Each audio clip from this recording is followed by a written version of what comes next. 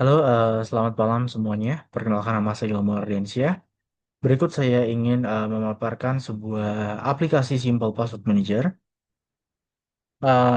di mana aplikasi ini berbasis Flutter. Oke, latar belakang dan tujuan. Tentunya di era digital ini setiap individu memiliki banyak akun daring, menyebabkan tantangan dalam pengolahan kata sandi yang aman dan efisien. Beban akun digital, penggunaan sering memiliki puluhan bahkan ratusan akun digital. Risiko keamanan pencatatan kata sandi secara manual di tempat yang tidak aman berisiko tinggi terhadap kebocoran data.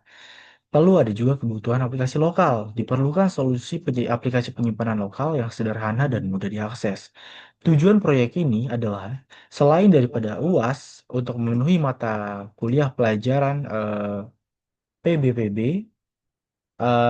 Selain itu adalah untuk membuat aplikasi pengolah kata sandi yang ringan, aman, dan intuitif berbasis Flutter. Oke. Sorry, maksudnya adalah Kotlin. Ada sedikit typo. Fitur utama aplikasi ini dirancang dengan serangkaian fitur esensial untuk memudahkan pengelolaan kata sandi Anda.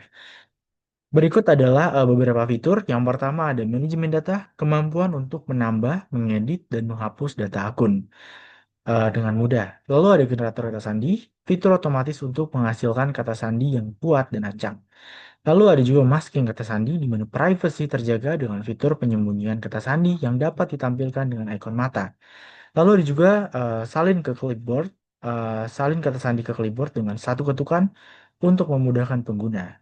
Lalu ada juga penyimpanan lokal. Semua data tersimpan aman secara lokal di perangkat Anda.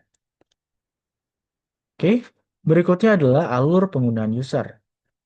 Jika kita lihat di sebelah kiri, terdapat sebuah foto implementasi dari aplikasi, ya, di mana alurnya sendiri yang pertama adalah home atau open the main dashboard. Lalu user dapat mengklik tombol tambah, enter new credential details, lalu user bisa klik simpan, save, confirm and store secret. Lalu bisa juga untuk view detail, di mana inspect save password info. Lalu yang terakhir, user juga bisa edit, delete, atau copy. Berikut untuk tampilannya, kita bisa lihat yang bisa ditambahkan adalah nama akun, username atau email, password. Password sendiri bisa di-generate apabila kita memang belum atau baru akan membuatnya. Lalu kita bisa menggunakan website, lalu ada juga catatan opsional. Alur ini menggambarkan bagaimana pengguna berinteraksi dengan aplikasi, mulai dari halaman utama hingga pengelolaan detail kata sandi. Oke, arsitektur dan struktur data. Untuk arsitektur aplikasi, kita menggunakan, maksudnya adalah Kotlin UI, Flutter UI, dan juga untuk basic data menggunakan Kotlin, user input and display, simple software architecture. Terbagi di bawahnya adalah local storage, terdapat sebuah akun, username, credential.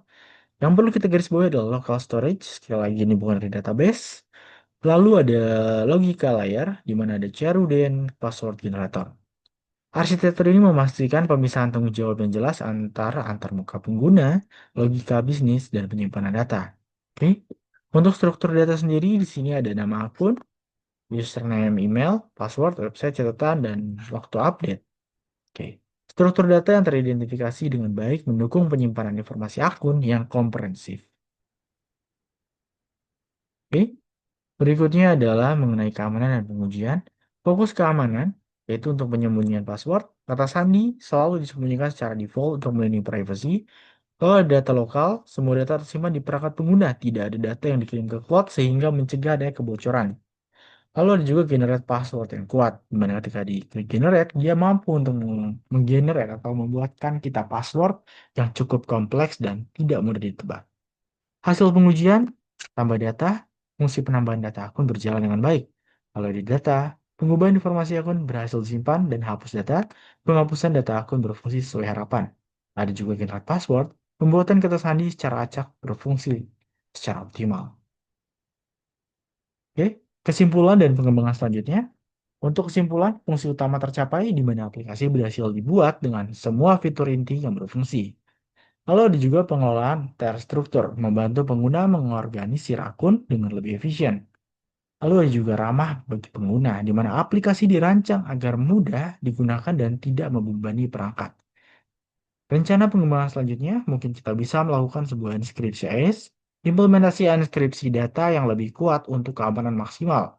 Lalu ada juga biometrik login, penambahan autentikasi sidik jari atau wajah untuk akses cepat dan aman.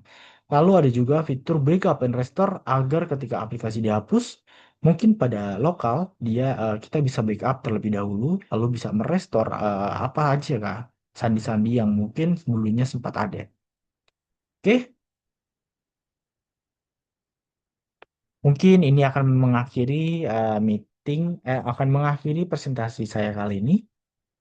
Dan untuk source code dari GitLab sudah saya sertakan untuk linknya di bagian add link lembar jawaban.